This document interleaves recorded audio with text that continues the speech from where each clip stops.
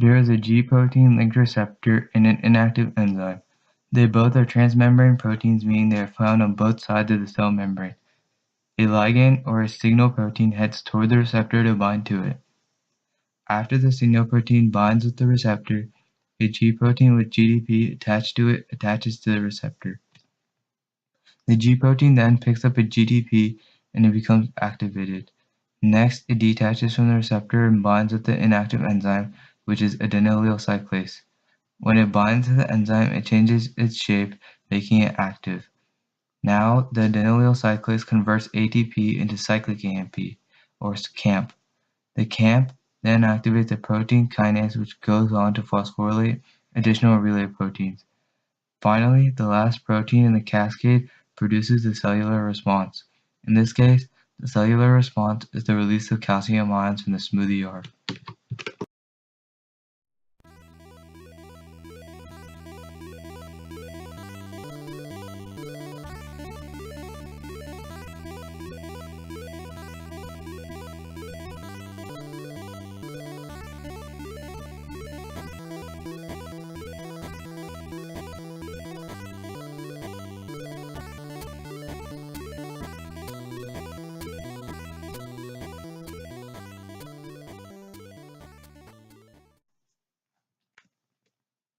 This is the tyrosine kinase receptor system.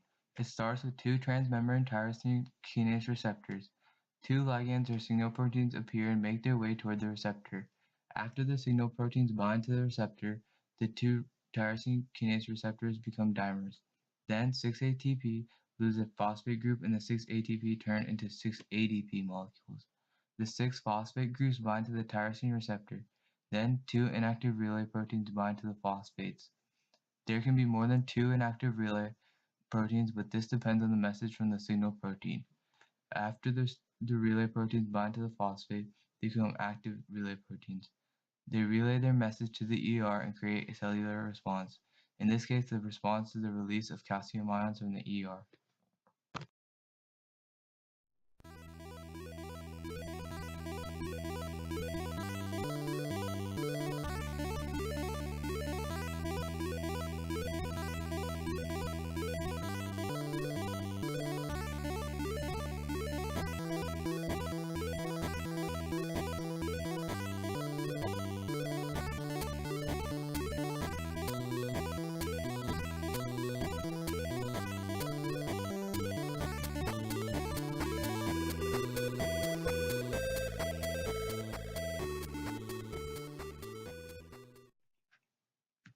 We show the effects of anthrax poisoning.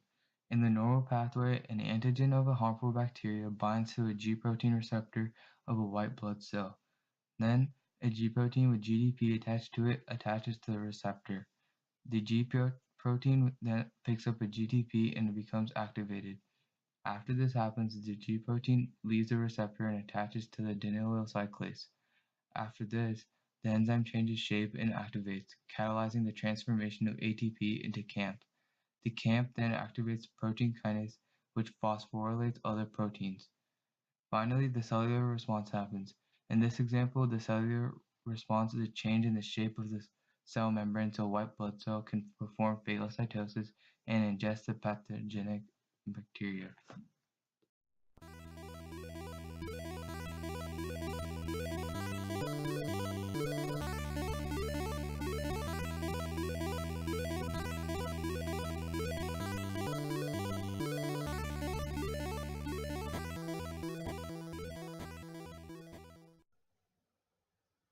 The normal pathway in white blood cells is affected by anthrax.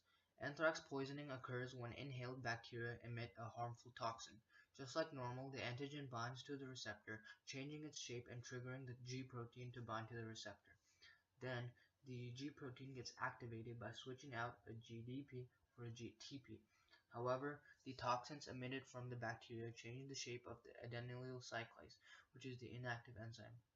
As a result, the activated G protein cannot bind to the adenylyl cyclase, and this inhibits the production of CAMP from ATP.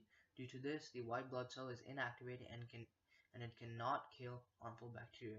This makes the anthrax bacteria thrive in the organism, and if this is prolonged, the organism can die.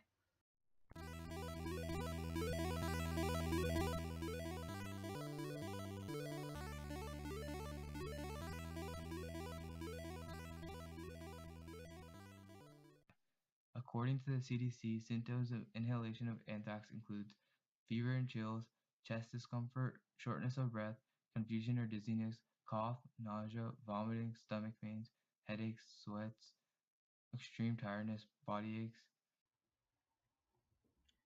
The standard treatment for anthrax is a 60-day course of an antibiotic, such as ciprofloxacin, Cipro, or doxycycline, such as Monodox, Vibromycin, and others. Also, antitoxin therapies have been developed. Instead of going after the bacteria that causes the disease, these medications help eliminate the toxins caused by the infection.